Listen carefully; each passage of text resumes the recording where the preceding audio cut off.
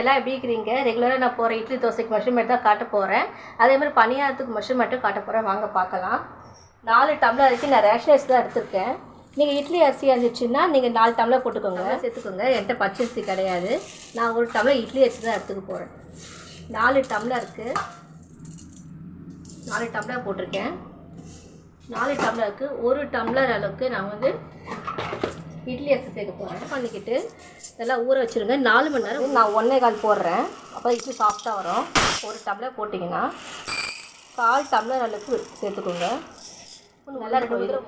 வெந்தயம் போட்டுக்கணும். சாரி, பணியாரத்துக்கு அளவு இட்லி அரிசியால்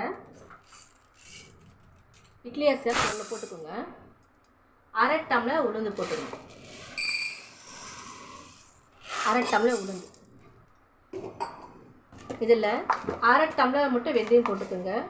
3 மணி நேரம் தான் ஊற வைக்கணும். வாஷ் பண்ணி ஊற வச்சுக்கோங்க. 4 மணி நேரம் ஊற வச்ச பிறகு அரைச்சிருக்கேன் பாருங்கள். இட்லி மாவு தோசை இது பணியாரத்துக்கு கொஞ்சமாக ஊற வச்சு அரைச்சிருக்கேன். உங்களுக்கு காட்டணுதுக்காக தான் கொஞ்சமாக அரைச்சிருக்கேன். இது ட்ரை பண்ணி பார்த்துட்டு கமெண்ட் பண்ணுங்கள். பாய்.